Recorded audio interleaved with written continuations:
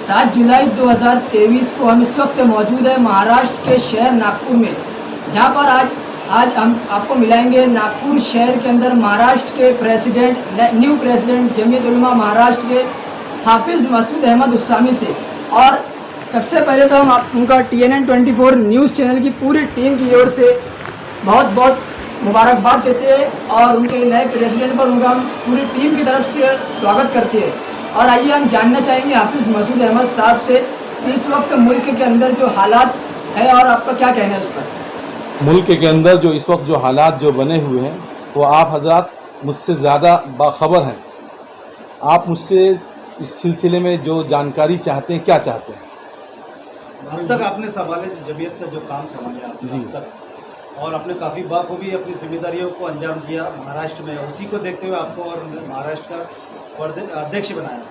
तो आप क्या नई चीज़ें क्या करना चाहते हैं इसके अंदर, या इसको जमात को और ऊंचाइयों पर ले जाने के लिए क्या मंसूबे हैं? सबसे बड़ा पहल तो मेरी ये रहेंगी कि जो मरहूम मौलाना मुस्तकीम अहसन आज़मी साहब, अल्लाह उनकी कब्र को नूर से भर दे, उनकी मग़फ़िरत फरमाए, उन्होंने जो काम अधूरा छोड़ के गए हुए हैं, कोशिश इस बात की रहेंगी कि जो हमारे दीगर जो और साथी हमारे साथ हैं उन सब को मिलकर साथ में लेकर उनके अधूरे काम को पूरा करने की कोशिश की जाएगी। क्योंकि इस वक्त जो मुझे सदर के ओहदे पर जो दिया गया है, जमीयत उलमा का एक दस्तूर है कि सदर के इंतकाल के बाद वो जगह ज़्यादा देर तक खाली नहीं रह सकते। इसलिए चूँकि मैं आर्जी मुझे सदर नामज़द किया गया, चूँकि मैं वाइस प्रेसिडेंट हूँ और वाइस प्रेसिडेंट होने के नाते वाइस प्रेसिडेंट सदर के इंतकाल के बाद वो खुद ब खुद उस पर आ जाता है। लेकिन वर्किंग कमेटी ने मुझे और हज़रत मौलाना ने इंतकाल से कबल ही मुझे अपने जिम्मेदारी मुझे सौंप दी थी। ये कह दिया था कि मेरे दीगर, क्योंकि वो बीमार चलते थे, वो दफ्तर आ नहीं पाते थे, तो 2 साल 4 साल 3 साल से मुस्तकिल मेरी सदारत के अंदर जमीयत उलमा महाराष्ट्र की मीटिंगें होती थी। जमीयत तो बहुत बड़ा नाम है। जी हाँ। और मैं एक बहुत ही हटके सवाल पूछने वाला हूँ, शायद किसी पत्रकार ने यह सवाल नहीं पूछा होगा आपको, कि नेशनल लेवल पे काम करते हैं आप लोग, लेकिन इलेक्शन क्यों नहीं लड़ते, इलेक्शन क्यों नहीं लड़ाते अपने लोगों? भाई, जमीयत उलमा का जो एक दस्तूर है, ये सियासी जमात नहीं है। जब जाहिर बात है जमात सियासी नहीं है तो सियासत में इसका अमल दखल कुछ नहीं है। लेकिन ये और बात है कि कौम के अंदर या मिल्लत के अंदर या मुल्क के अंदर जिस किस्म के भी जो हालात आते हैं उसके अंदर हम बराबर उसकी वो करते हैं, दिफा के लिए उतरते हैं, चाहे वो कैसे भी हालात आए। जमीयत उलमा का अपना एक दस्तूर है।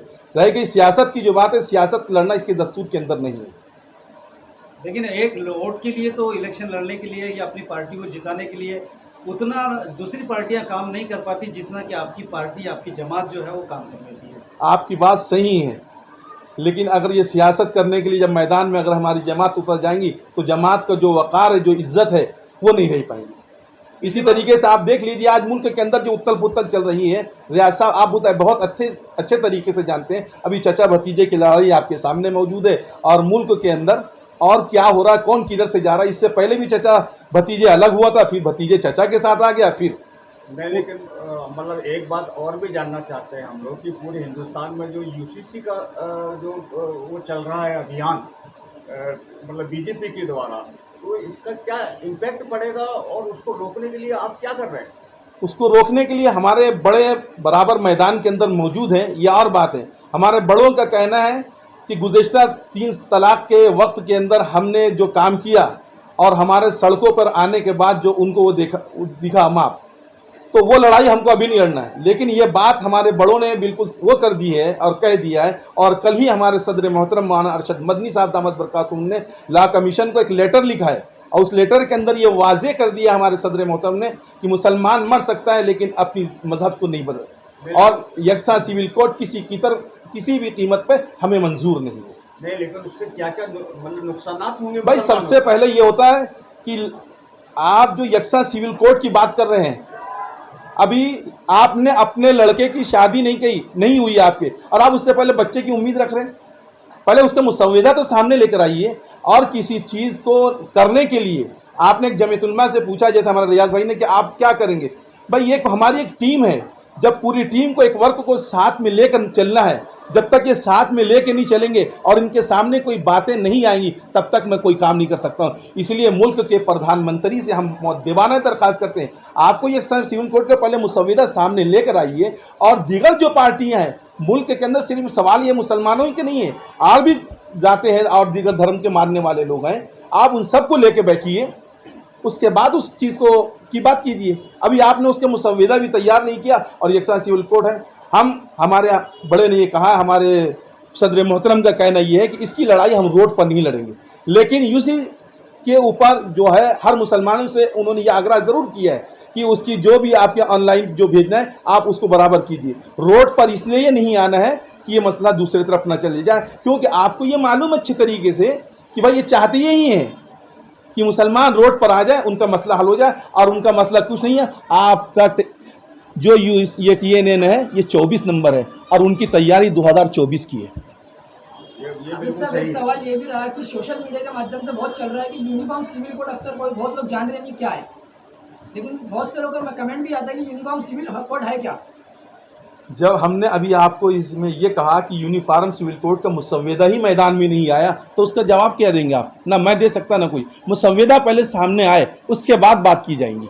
चलिए प्रधानमंत्री की बात करते हैं। हमारे भारत के प्रधानमंत्री नरेंद्र मोदी जी जिस देश में मुस्लिम कंट्री में जाते हैं वहाँ कहते हैं कि मुसलमान भारत का जो है बड़ा खुशहाल है और कभी उन पर कोई हमले नहीं होते, लेकिन हम भारत में रहने के बाद देख रहे हैं कि लव जिहाद के मुद्दे और कई तरह के मुद्दे जो है मुसलमानों को बदनाम करने के लिए उन पर जुल्म भी किया जा रहा है। तो जमीयत क्या इस पर एक्शन लेने वाली है, क्या करने वाली है? जमीयत इस पर एक्शन बराबर लेती है, मैदान से गाफिल नहीं है।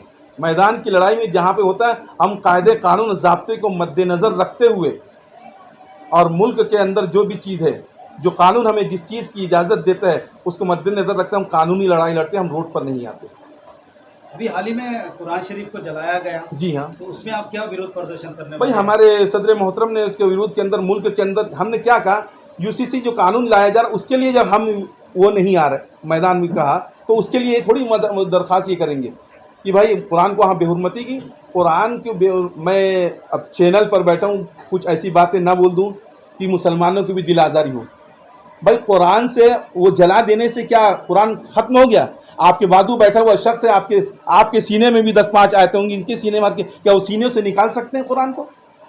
क्या इससे पहले नहीं जलाया गया कुरान को?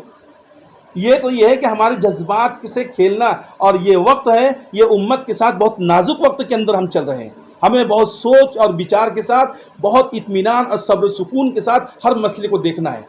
आप ये तारीख़ को पढ़िए और सीरत रसूल का मुताला कीजिए। सन 1 हिजरी से लेकर आप देख लीजिए कौन कौन सी हिजरी के अंदर अल्लाह के रसूल सल्लल्लाहु अलैहि वसल्लम के साथ कौन कौन से कैसे वाक़यात पेश आए थे। शोएब अबी तालिब को देख लीजिए आप, आज ही मैंने एक जुमे के अंदर ही बोला। और ये जो चीज़ें इस वक्त हो रही है वो बिल्कुल अगर उसका मुताला करेंगे हम सीरत रसूल का, तो बिल्कुल आपको समझ में आ जाएगा और हमारा ईमान मजबूत होगा। बात इस बात की है, इस मुसलमानों से इस तकलीफ़ है इस बात की मुसलमानों से कि मुसलमान अपने रसूल की सीरत को जानता ही नहीं है। रोटों पे आ जाने से मसले का हल नहीं है, मसले का हल है अल्लाह के घर में हाजिर होने का और शरीयत को अपनाने का। हम कह रहे हैं कि ला कमीशन ने ला, हम यकसा सिविल कोड मंजूर नहीं। भाई ठीक, हम कह रहे हैं, हम उसका विरोध नहीं कर रहे। भाई शरीयत पे मुसलमान कितना अमल कर रहा है, पहले ये तो देखिए। शादी ब्याह के अंदर हमारे हालात क्या हैं? हमारी जेब की कैपेसिटी इतनी नहीं है, लेकिन शादी ब्याह करना है तो कर्ज लेकर करेंगे, मंगनी करना है तो कर्ज लेकर करेंगे। शरीयत पे हमारा खुद का अमल नहीं है। शरीयत ने हर एक चीज़ के मसले को दिया है, हल निकाला है। सिर्फ मुसलमान अपनी शरीयत पर अमल करने वाला हो जाए, ऐसे ये 10 कानून लेकर आ जाए, इंशाअल्लाह अल्लाह की ज़ात से ये उम्मीद है कि मुसलमानों का बाल बेकाना नहीं होगा। लव जिहाद के नाम पर मुसलमानों को तो बदनाम किया जा रहा है, लेकिन आतंकवादी जो लव जिहाद है, आतंकी लव जिहाद जो है वो मुसलमानों की लड़कियों को बहला फुसला कर यहाँ से ले जाना, भगाना और उनका धर्म परिवर्तन करना, इस तरह की भी हरकतें हो रही है। ये भी सोशल मीडिया में ज़्यादा आ रहा है। तो मुस्लिम बच्चियों को आप क्या कहना चाहेंगे जो झांसे में मुस्लिम बच्चियों के सबसे बड़ा मैं आपके माध्यम से ये कहूँगा, अब इस वक्त ज़रूरत है मुसलमानों की कि अपना स्कूल और अपनी कॉलेज कायम करें। जितने पैसे बेतुका हम फजूल खर्ची में लायानी चीज़ों में खर्च कर देते हैं, इस चीज़ की है कि कौम के सरमाएदार अपने पैसों को भी और लेके एक नया स्कूल और कॉलेज मुसलमान जिसके अंदर दीन भी हो और दुनिया भी हो, ये इस वक्त सबसे बड़ी ज़रूरत है। इस वक्त ज़रूरत इस बात की नहीं कि मदारिस को कायम किया जाए और मसाजिद से मसाजिद तामीर की जाए। ज़रूरत इस वक्त इस हालात के मद्देनज़र में ये है कि हम अपने स्कूल और अपने कॉलेज को कायम करें। रवीश कुमार साहब ने कहा था एक मरतबा लॉकडाउन में कि मुस्लिम जो प्रेम जी है कंपनी, वो कंपनी उन्होंने 70 लाख और 1 करोड़ 70 लाख रुपया पैसा दिया था सरकार को लॉकडाउन के नाम पर। आमिर खान ने, कई फिल्म स्टारों ने दिया था, करोड़ों रुपया दिया था। लेकिन उन्होंने एक बात ये कहा था जो बहुत ही चुभनेदायक है मुसलमानों के लिए, कि आपका इतने बड़े बड़े लोग हैं भारत के अंदर जो करोड़ों अरबों रुपया खर्चा कर सकते हैं, जिसमें आपकी जमात भी है उसमें शामिल, जिसे मैं टारगेट करना चाह रहा हूँ ख़ास तौर से। तो मुसलमानों के इतने बड़े बड़े लोग हैं लेकिन उनका कोई मुस्लिम चैनल नहीं, क्या कहना चाहते हैं? मुस्लिम चैनल नहीं है, नेशनल चैनल नहीं है। नेशनल चैनल इसके एक मरतबा हमारे मरहूम फ़िदाए मिल्लत हज़रत मौलाना सैयद असद मदनी साहब दामद बरकातुहुम ने इसके लिए कोशिश की थी और प्रेस के लिए भी कुछ पैसे जमा किए थे, लेकिन बदकिस्मती है कि वो काम न पूरा हो सका। और उस काम के अंदर सबसे ज़्यादा मुखिल दखलंदाजी जो हुई, सबसे बड़ा हमारा अलमिया है ये है रियाज भाई कि मैं मुसलमान कौम का एक खाते को देख नहीं सकती, भूखों को खिला नहीं सकती। रियाज शेख किस तरीके से आगे बढ़ रहा है, उसकी टांग मैं किस तरीके से खींचूँ, ये हाल है इस कौम का। क्या आपको क्या लगता है कि मुस्लिमों का एक नेशनल चैनल होना चाहिए? हर चीज़ इस मुल्क के मौजूद बच्चियों की, मुस्लिम समाज की मुल्क की मौजूदा सिचुएशन के अंदर हर चीज़ की ज़रूरत है। और अब इस वक्त अभी जमीयत उलमा इससे पहले कॉलेज और यूनिवर्सिटी की उसमें नहीं थी, लेकिन अल्हम्दुलिल्लाह इंशाअल्लाह बहुत जल्द शोलापुर की सरजमीन के अंदर एक 40 एकड़ की ज़मीन मिली है और एक 7 एकड़ की जो ज़मीन है, 2 ज़मीनें मिली है। वहाँ पे हम इसी और जो आपका जो कर्नाटक के अंदर जो हिजाब वाले मसले आए जो इन कॉलेजों के अंदर, उसके बाद सदर मोहतरम ने कहा कि यहाँ पे कॉलेज कायम कीजिए, यहाँ पे यूनिवर्सिटी कायम कीजिए, यहाँ हर चीज़ कायम कीजिए।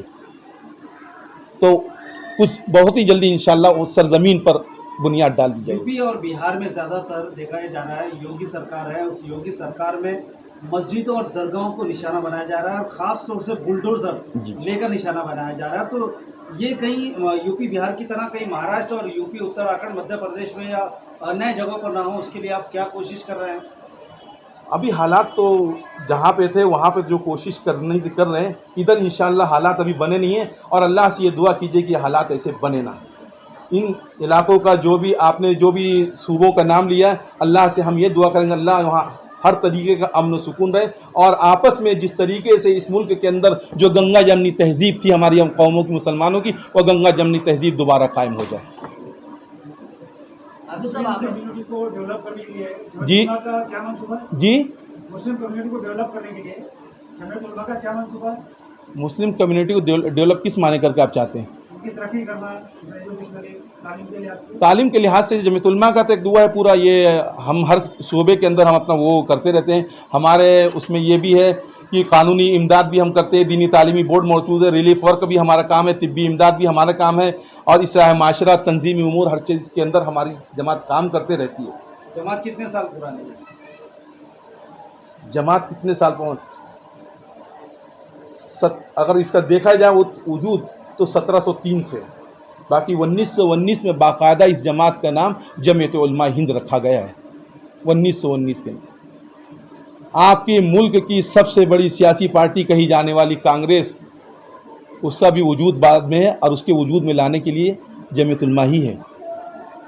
इसी वजह से हम बदनाम होते हैं कि जमीयत उलमा कांग्रेस की पिट्ठू है, लेकिन ऐसा नहीं है।